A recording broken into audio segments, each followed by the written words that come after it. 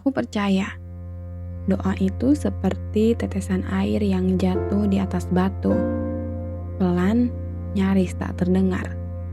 Seringkali tidak langsung terlihat hasilnya. Satu tetes mungkin tidak berarti apa-apa. 2 tetes bahkan terasa sia-sia. Batu itu tetap keras, tetap dingin, tetap tidak berubah. Tapi aku percaya, bukan karena aku selalu kuat, melainkan karena aku sudah terlalu sering berada di titik hampir menyerah. Bahwa ribuan tetes yang jatuh dengan sabar akan mengubah bentuk batu itu sendiri. Doa tidak selalu bekerja dengan cara yang dramatis. Ia jarang datang seperti keajaiban yang tiba-tiba. Tidak selalu mengubah keadaan dalam semalam. Seringkali doa bekerja diam-diam, tanpa sorak, tanpa tanda yang jelas. Aku dulu berpikir, kalau doaku belum dikabulkan, berarti aku kurang layak, kurang baik, kurang sungguh-sungguh. Sekarang aku mulai mengerti. Mungkin doa itu tidak langsung mengubah dunia di sekitarku, tapi ia sedang mengubah sesuatu di dalam diriku. Doa menguatkan hatiku dulu, mengajarkanku bertahan ketika hasil belum terlihat, menjernihkan langkahku ketika aku ingin berhenti, mendewasakan caraku bermimpi agar aku tidak lagi menggantungkan hidup pada harapan yang rapuh. Ada masa di mana aku berdoa bukan karena aku yakin, tapi karena aku tidak punya apa-apa lagi selain itu. Doaku waktu itu tidak indah, tidak rapi, kadang hanya berbentuk keluhan, air mata, dan napas yang berat.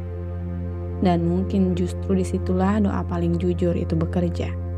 Aku mulai sadar bahwa doaku bukan hanya tentang meminta sesuatu terjadi, tapi tentang menyiapkan diriku untuk menerima apapun yang akan datang.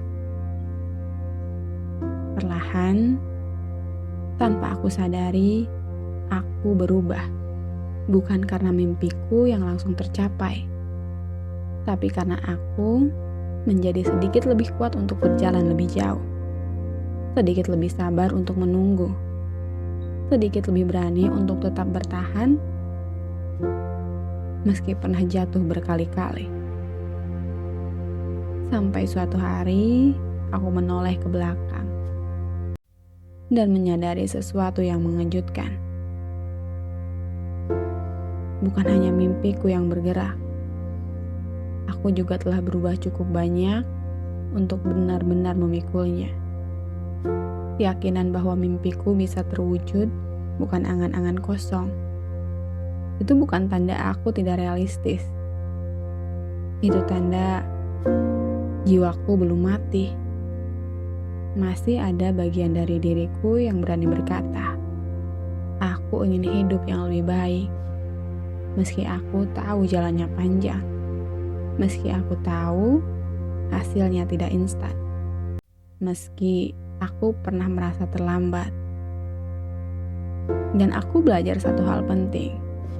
Berharap setelah hancur adalah bentuk keberanian yang sering diremehkan. Tidak apa-apa jika jalannya lama. Tidak apa-apa jika hasilnya belum terlihat. Tidak apa-apa jika orang lain sudah sampai, sementara aku masih berjalan pelan.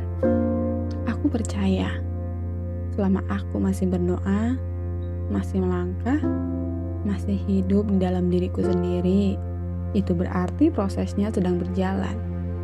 Doa tidak selalu mempercepat langkah, tapi ia memastikan aku tidak berhenti. Doa tidak selalu menghilangkan lelah, tapi ia memberiku alasan untuk bangun lagi esok hari. Aku percaya batu itu akan terkikis, bukan karena airnya kuat, tapi karena ia setia menetes, dan mimpiku akan menemukan jalannya. Mungkin bukan dengan cara yang pernah aku bayangkan, mungkin tidak seindah hayalanku, tapi dengan cara yang cukup kuat untuk benar-benar bertahan di kehidupan nyata. Hari ini aku tidak lagi menuntut doaku harus dijawab sekarang. Aku hanya berjanji pada diriku sendiri untuk terus meneteskan doa itu, satu persatu, pelan-pelan, dengan sabar. Karena aku percaya Tuhan selalu ada dan mendengarkan. Ia hanya sedang bekerja dengan waktu yang lebih bijak daripada keinginanku. Dan mimpiku layak diperjuangkan. Bukan karena aku istimewa, tapi karena aku masih berani berharap di dunia yang seringkali membuat orang ingin menyerah. Aku akan terus berdoa, terus berjalan, terus hidup. Dan kalau hari ini belum ada perubahan besar, tidak apa-apa. Setidaknya satu tetes doa sudah jatuh hari ini.